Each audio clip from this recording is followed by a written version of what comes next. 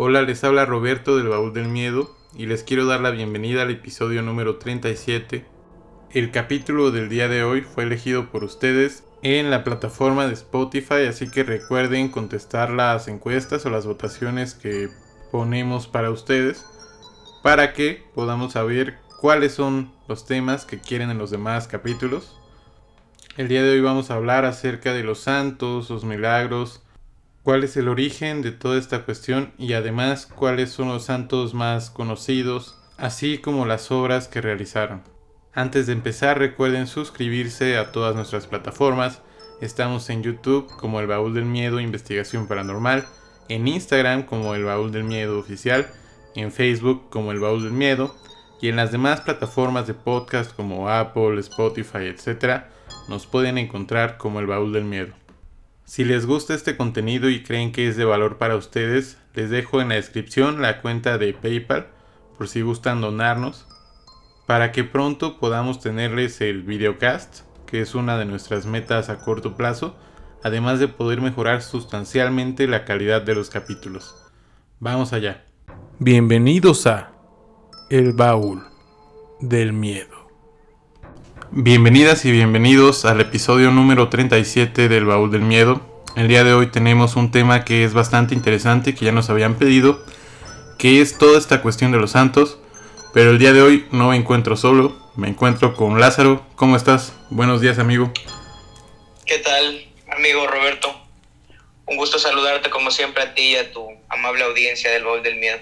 No, al contrario, sabes que siempre es un placer tenerte aquí para que nos puedas ilustrar con tus conocimientos acerca del tema. Pero bueno, vamos a empezar con todo de lo que vamos a hablar el día de hoy. Así que la primera pregunta para ti, Lázaro, ¿qué es la santidad?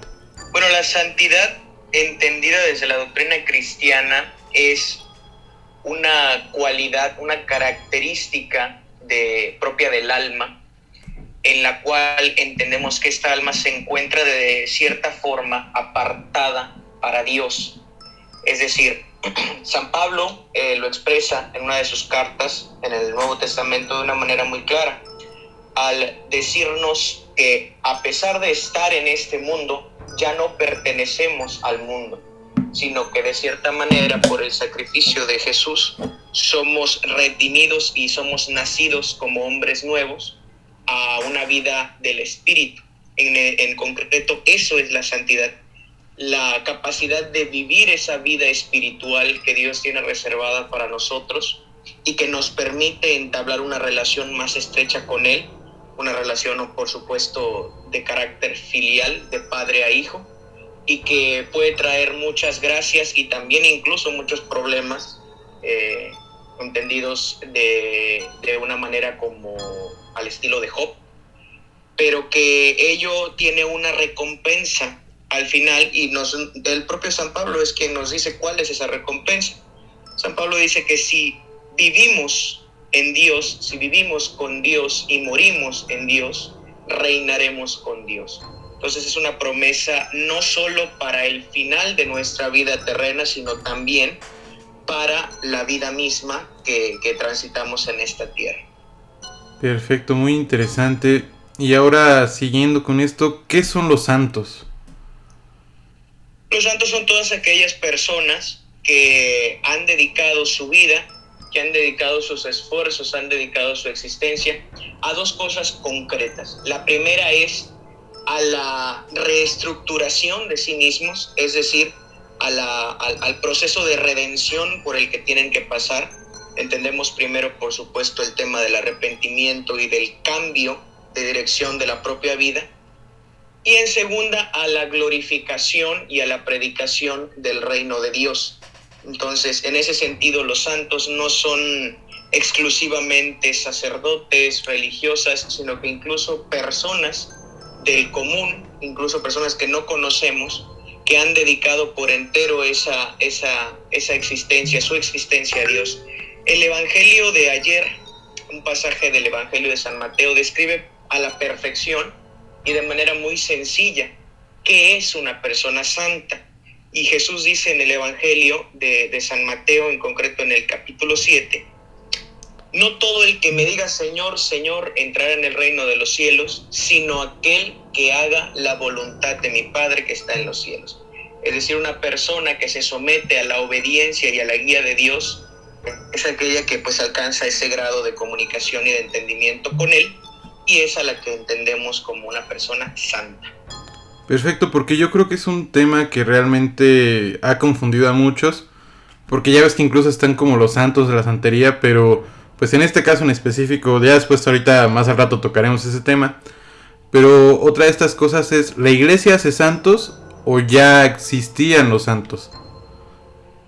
Bueno, la iglesia como tal en esta cuestión no fabrica santos. La iglesia no es en sí una creadora de santos en el sentido de que la iglesia decida inventarse un personaje y a ello es a lo que denominamos santos, sino que la iglesia más bien actúa como una suerte de notaria, de fedataria, que, válgame la redundancia, certifica o da fe de que la vida de determinada persona es ejemplar y puede tomarse para, ahora sí que como ejemplo, para poder llevar una relación más estrecha con Dios. Y esto es bueno en cierto sentido, porque decimos, bueno, y el propio catecismo de la Iglesia Católica dice, el modelo de santo por excelencia pues es Jesucristo.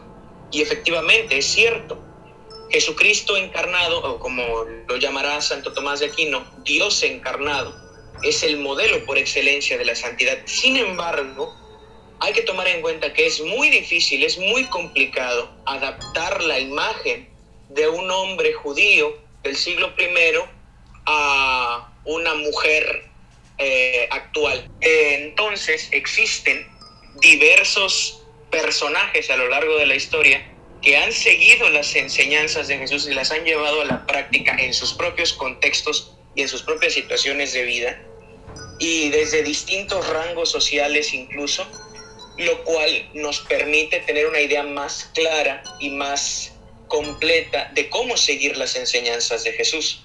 Entonces, la idea de los santos o de que la Iglesia nombre santos o designe qué tipo de vida podemos nosotros tomar como ejemplo, nos ayuda precisamente a entender cómo en nuestro propio contexto podemos vivir lo que Jesús enseña. Ahora otro tema, hace poco pasó la celebración del Día de Todos los Santos. ¿Qué tiene que ver esto con toda esta cuestión de la que estamos platicando? Justamente en cuanto a que la Iglesia utiliza o designa a las personas más notables dentro de la historia de la humanidad, y a las que más han sobresaltado, bueno, pues a ellas, y a las que son más conocidas, por supuesto, a ellas les va dando esa cualidad de podremos decirlo, formalidad, institucionalidad, como sea.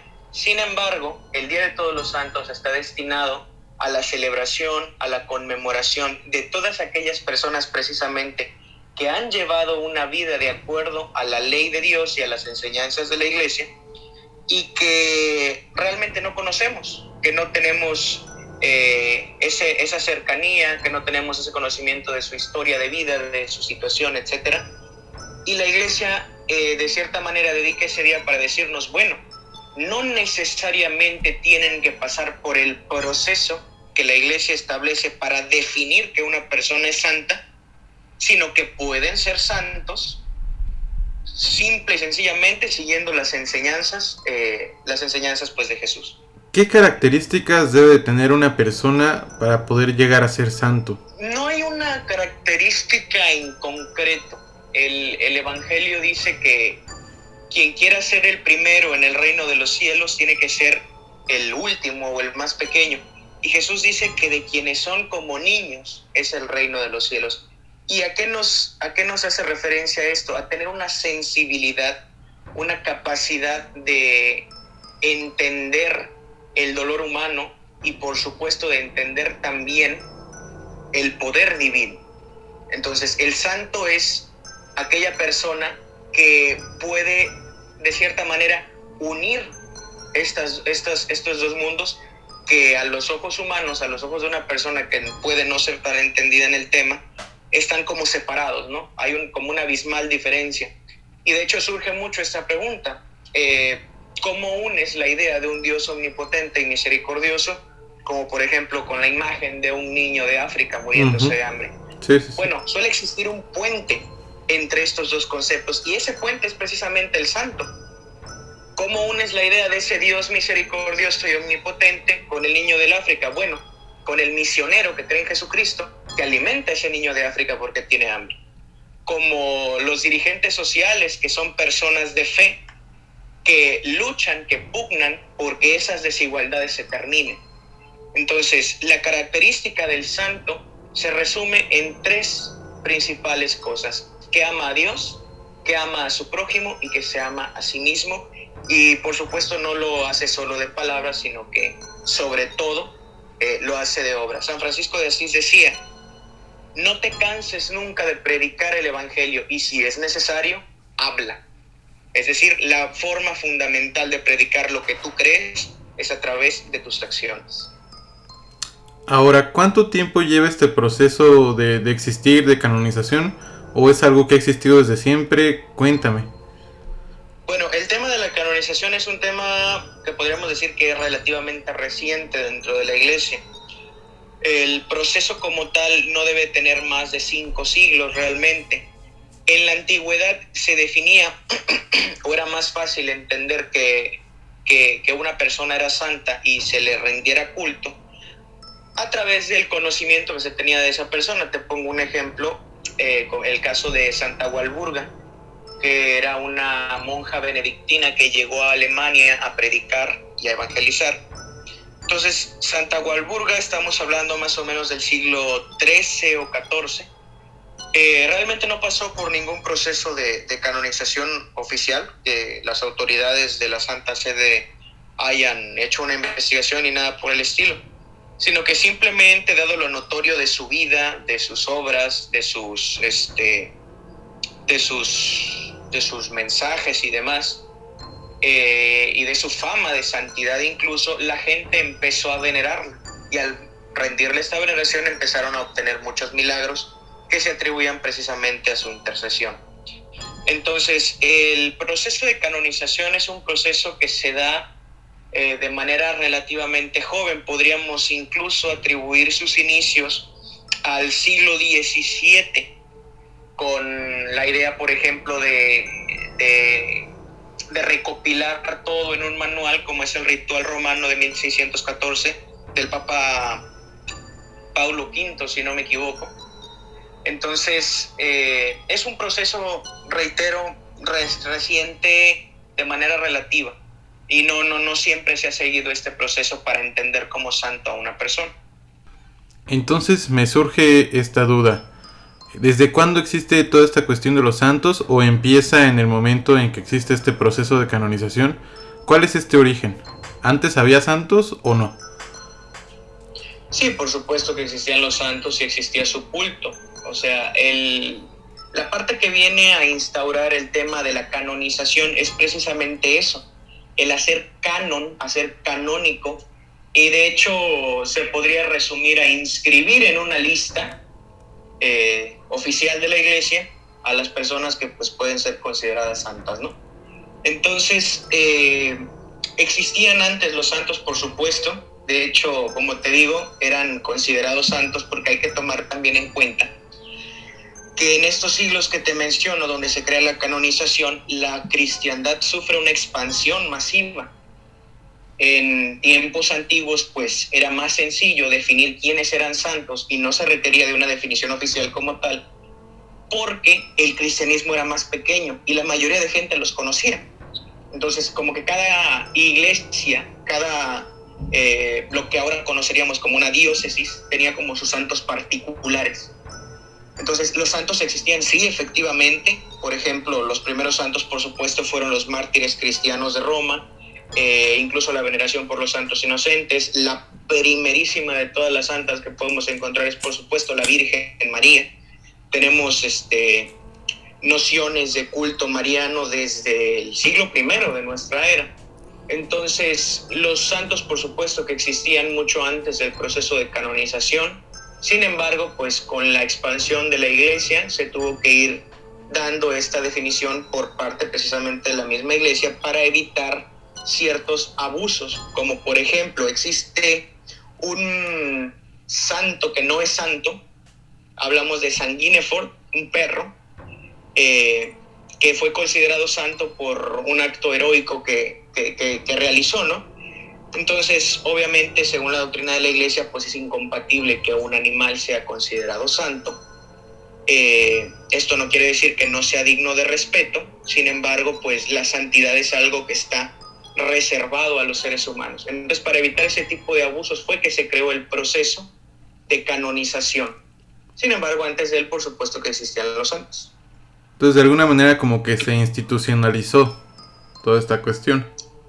Exactamente. Para evitar este tipo de vicios, se institucionaliza el proceso. Perfecto. Y me comentabas tú que para llegar a esta cuestión se necesita hacer un milagro en vida. ¿Me podrías comentar algunos de los milagros que tú conozcas acerca de pues los santos, que todos muchas veces hemos escuchado los nombres, pero no sabemos por qué realmente pues son santos? Bueno, en realidad no es necesario como tal hacer un milagro en vida. Es cierto que la mayoría o prácticamente los santos más conocidos han obrado milagros en vida. Por ejemplo, tienes el caso en concreto aquí, de un muchacho mexicano que aparentemente se cura por completo de la leucemia después de una bendición del Papa Juan Pablo II en una visita en los años 80. Este caso pues está documentado, incluso se consideró en un momento para la beatificación del Papa Juan Pablo II, sin embargo, no fue tomado en cuenta precisamente porque fue un milagro hecho cuando el Papa aún vivía. Tienes el caso también, por ejemplo, de uno de los santos más conocidos en toda la cristiandad, como es San Benito de Nursia, el milagro de un hermano suyo, que en el momento de estar construyendo uno de los monasterios que Benito fundó en toda Europa, este hombre cae, se golpea y muere, se golpea en la cabeza y muere. Entonces lo llevan a San Benito, le notifican que el hermano había muerto y San Benito les pide que lo dejen solo. Dice, si no me equivoco, San Gregorio Magno en la biografía que le hace de San Benito, que San Benito oró, bendijo el cuerpo y este hombre resucitó. Entonces hay una serie de gracias, de bendiciones que los santos han obtenido para sí y para otros, que son muy impactantes. Incluso muchos de los santos llegan a tener, dada esta afinidad que tienen con el Espíritu de Dios, ciertos dones, cierta sensibilidad que personas del común no tienen. Por ejemplo, el caso del Padre Pío de Pietrelcina. Él tenía esta capacidad de poder estar en dos lugares al mismo tiempo, lo que se conoce como bilocación. Hay muchos casos documentados, por ejemplo, en el tiempo de esta guerra entre los fascistas con los comunistas. Una persona cuya madre era muy devota, un soldado que su mamá era muy devota al Padre Pío, dice que en determinado momento le avientan una granada, entonces él se trata de cubrir, cuando en eso ve que un fraile igualito al Padre Pío lo abrazó y la granada explotó y pues no le pasó nada, ¿no? Entonces, cuando el Padre Pío en realidad se encontraba en su monasterio en San Giovanni Rotondo, ahí en Italia, muy lejos, por supuesto, de esta zona de guerra. Pues hay una serie, un sinfín de milagros que se podrían relatar, todos muy impactantes, algunos, por supuesto, más que otros.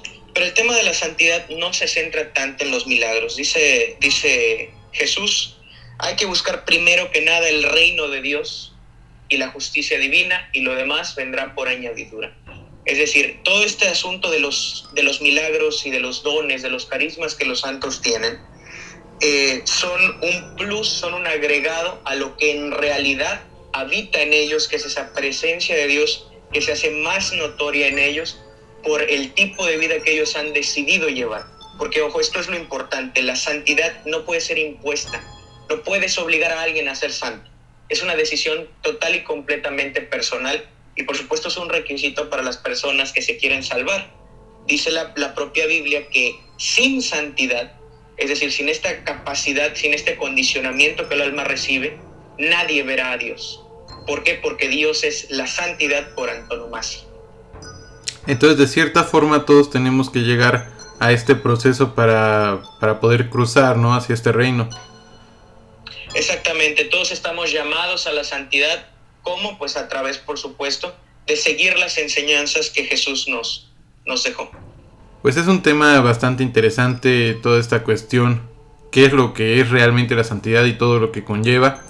Y en este tenor quería preguntarte, Lázaro, ¿qué historias de estos santos tienen que ver con demonios? Porque yo he leído que hay muchas por ahí, pero pues no sé alguna en concreto. Bueno, primero en el santo por definición, es decir, en Jesucristo, nos dice el padre Gabriel Amor en su libro llamado Aléjate, Satanás. De hecho, es el capítulo central del libro. Se titula Cristo vencedor de Satanás. La vida del santo, por definición, es una victoria de Dios sobre el demonio. Entonces, todas las personas que llegan a la santidad han vencido a esta parte del mal, a este espíritu, a Satanás. Algunos de manera muy notoria, de manera muy visible, como puede ser el caso de San Francisco de Asís, en una ciudad italiana llamada Arezzo. En este tiempo, esta ciudad estaba en conflictos muy notorios, no había ni un ápice de paz, no había concordia, sino que estaban en constante discusión, pleitos, incluso riñas, que llevaban a cuestiones bastante graves, incluso muerte. Cuando San Francisco llega a esta ciudad junto con un hermano suyo que era sacerdote, hay que recordar que San Francisco de Asís nada más era diácono, nunca fue consagrado como sacerdote porque no se sentía digno del sacerdocio. Cuando San Francisco de Asís llega, nota precisamente y ve incluso, hay muchos retratos de estas historias, ve incluso cómo esta ciudad está invadida, infestada de demonios. Entonces lo que San Francisco hace es pedirle a su hermano sacerdote que vaya a la entrada de la iglesia y conjure a la entrada de la ciudad y conjure a los demonios, mientras San Francisco se hinca enfrente de la iglesia y reza. Entonces el sacerdote va, obedece a San Francisco, porque San Francisco era el padre espiritual de este sacerdote, aun cuando San Francisco no era presbítero. Entonces el sacerdote va, se pone en el dintel de la entrada y grita: en el nombre de Dios y de su siervo Francisco de Asís, demonios todos los conjuro a que se marchen. Y dice la historia que en ese momento la ciudad quedó liberada por completo de toda la infestación que había y los demonios se fueron. Gracias no solo, por supuesto, al poder de Dios y al del sacerdote como tal, sino a la intercesión de San Francisco de Asís. Es también el caso, por ejemplo, de una santa, para que no digan que no hay mujeres santas, que no fue religiosa, sino que fue una laica, una persona común, Santa Catalina de Siena. Santa Catalina de Siena fue una mujer que consagró su virginidad a Dios desde edad muy temprana, nunca fue religiosa como tal, es decir, no ingresó en ningún convento o en ninguna orden. En tiempos de Santa Catalina de Siena era muy común que si un exorcista no lograba liberar a un poseído, lo enviara a Santa Catalina de Siena para que ella rezara por él, y ellos eran liberados al instante. Entonces, la característica principal, como mencionábamos antes, de los santos es la presencia de Dios tan patente que habita en ellos. Y ello desemboca, por supuesto, en la derrota de Satanás. Y hablando, por supuesto, de la criatura que es santa, ahora sí que por definición, que es la Virgen María, la propia Biblia en el Génesis nos da la definición de esta lucha, ¿no? de esta confrontación que existe entre la mujer santa y el demonio, cuando Dios dice: enemistad pondré entre ti y entre ti y la mujer, entre su linaje y el tuyo. Tú tratarás de morderle el talón y su descendencia te aplastará la cabeza. Entonces, el santo en sí es ese himno de triunfo y de victoria de Cristo sobre las acciones y sobre las influencias del demonio, porque es precisamente la finalidad última del santo, el llegar a habitar el reino de Dios, del cual Satanás fue expulsado. Entonces, el santo es un vencedor del demonio, aun cuando esto no se perciba en la manera extraordinaria, ¿no? Aun cuando no haya hecho ningún exorcismo, aun cuando no se haya enfrentado de manera visible al demonio, pero el simple hecho de vencer el mal en su propia vida y en la vida de los demás, ya lo hace vencedor de Satanás. Ahora, ¿por qué San Benito? Yo sé que su medalla se usa mucho en la cuestión de los exorcismos. ¿Por qué tanta eficacia? O sea, qué tiene por ahí su historia que les ayuda en este tipo de rituales? Bueno, hay que hacer notar una cosa, y es el tema de los exorcismos en cuanto a los santos.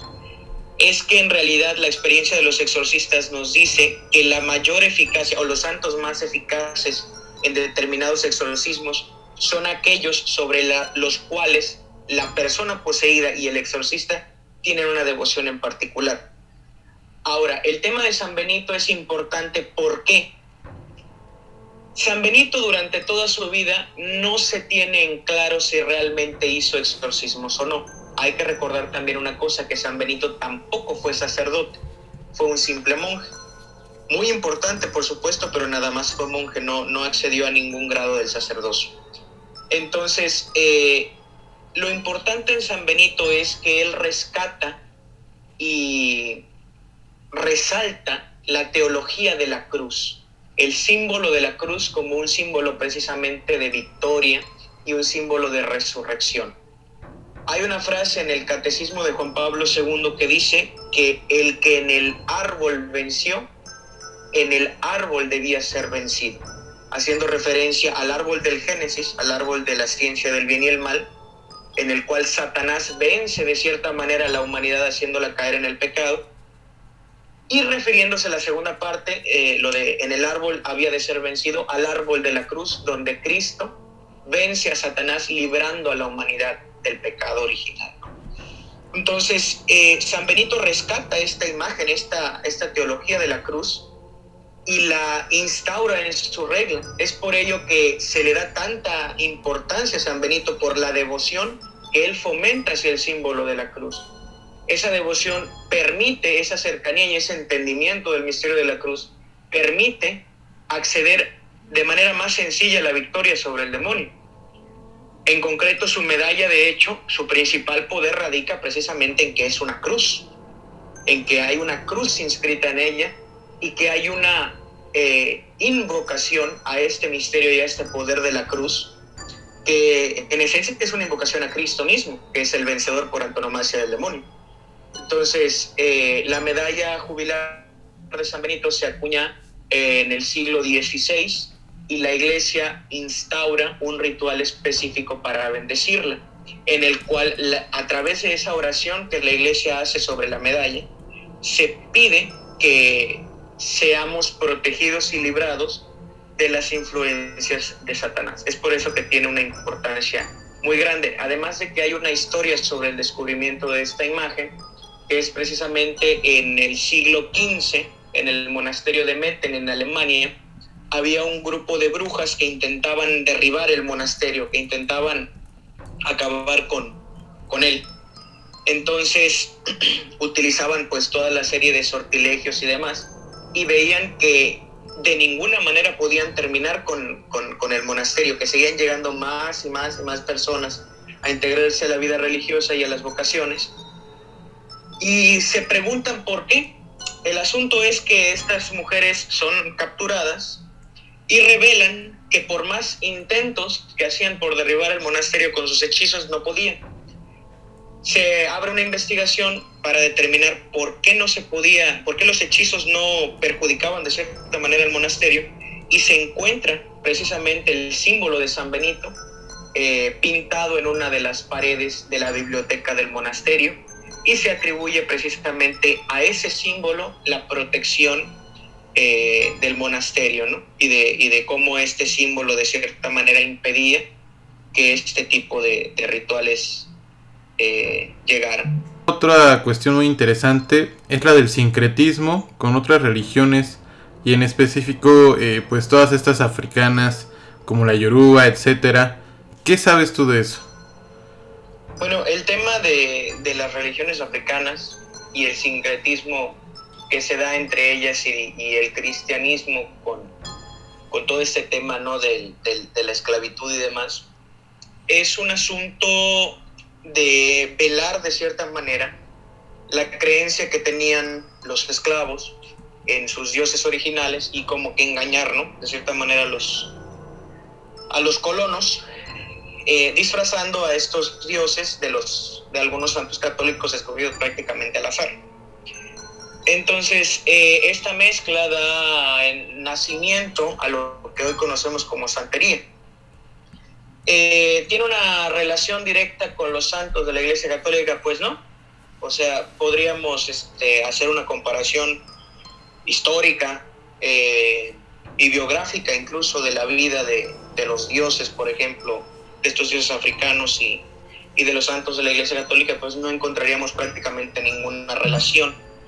Por ejemplo, está el caso de Santa Bárbara, una santa, si no me equivoco, romana, que se le relaciona con Changó en el culto de la santería. Son dos historias totalmente distintas. Santa Bárbara es una adolescente que se entrega al cristianismo dado a que escucha la predicación de una esclava de su padre. Ella era hija de un noble de ese tiempo. Su padre rechaza la idea de que su hija se convirtiera al cristianismo y para no alargarnos, la santa sufre el martirio por parte de su padre. En cambio, Changó pues incluso tiene una historia de ser borracho, de ser mujeriego, de ser incluso golpeador, de incluso haber practicado el incesto con su madre. Sí, pues nada que ver, ¿no? Exactamente, no hay una relación directa entre por qué se identifica, ¿no?, a este espíritu con Santa Bárbara.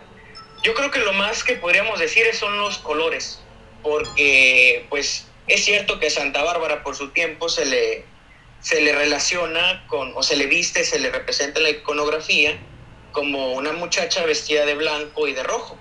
Blanco porque era parte de la realeza y porque el blanco simboliza la pureza del cristiano en nuestra religión, y rojo porque pues representa el martirio, y también a Changó se le identifican con esos colores, ¿no?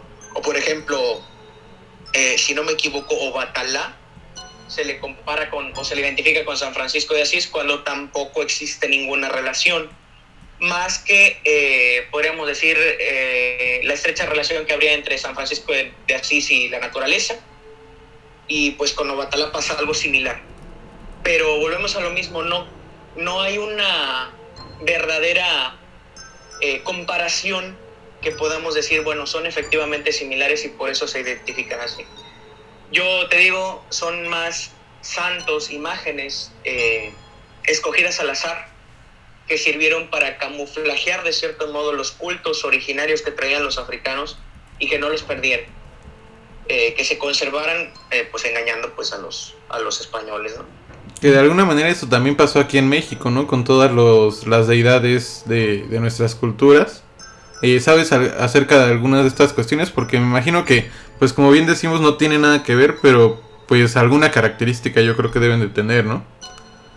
Bueno, fíjate que sí hay una, y es precisamente la llamada Santa Muerte, ¿no?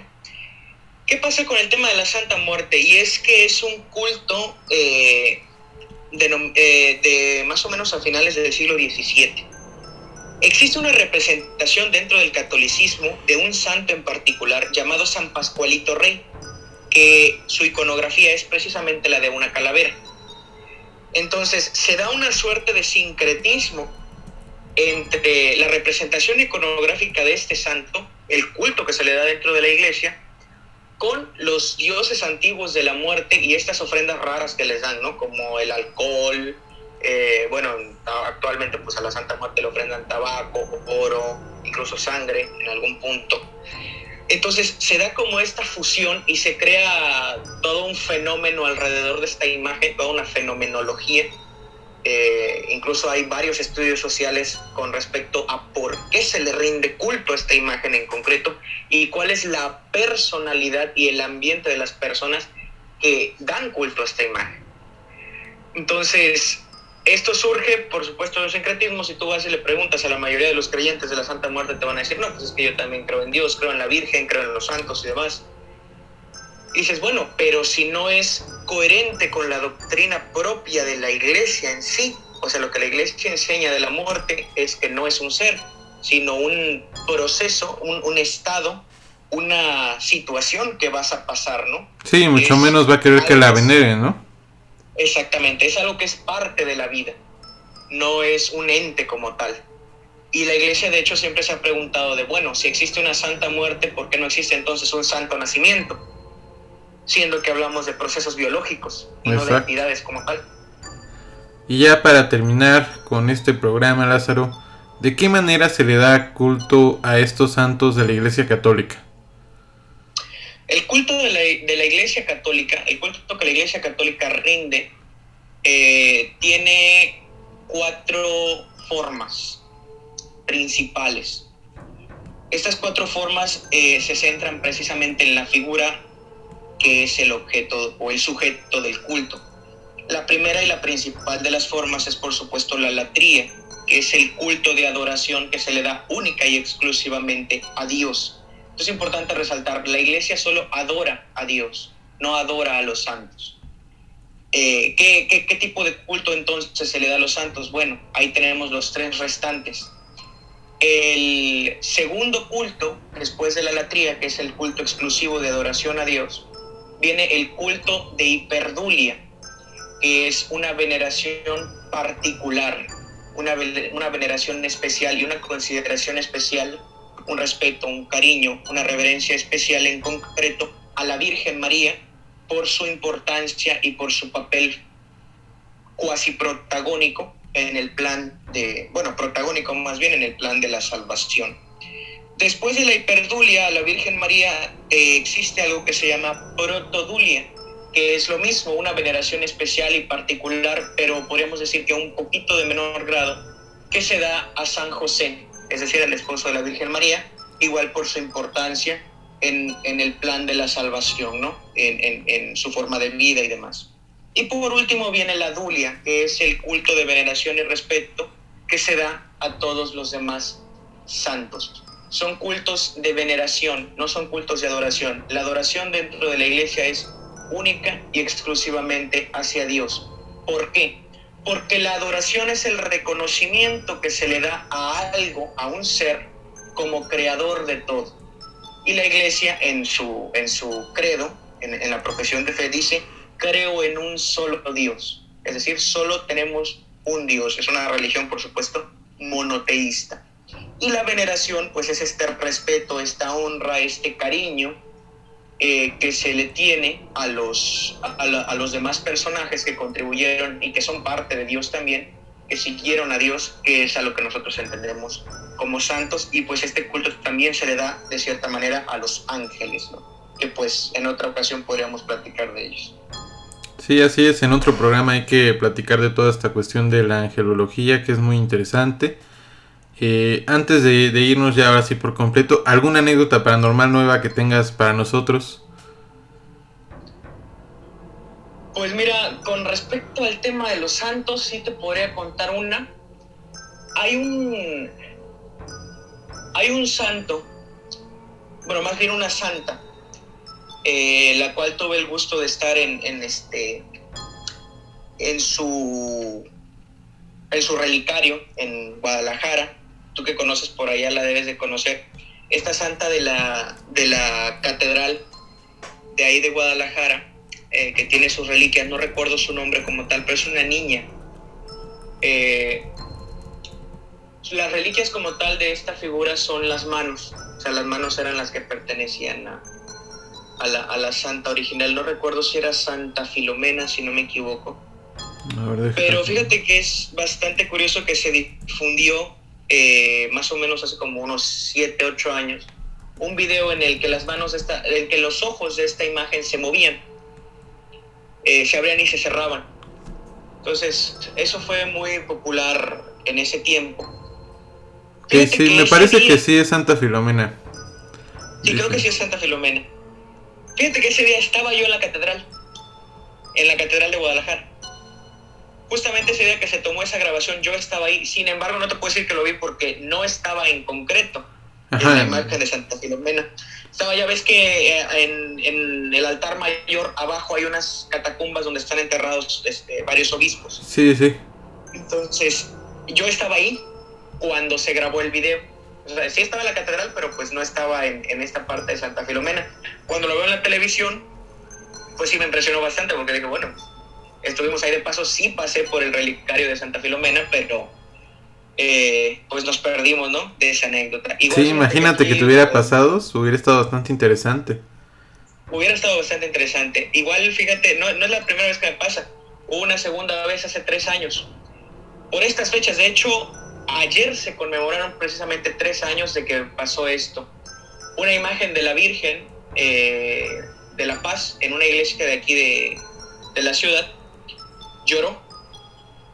Se dio este fenómeno de que la imagen llorara.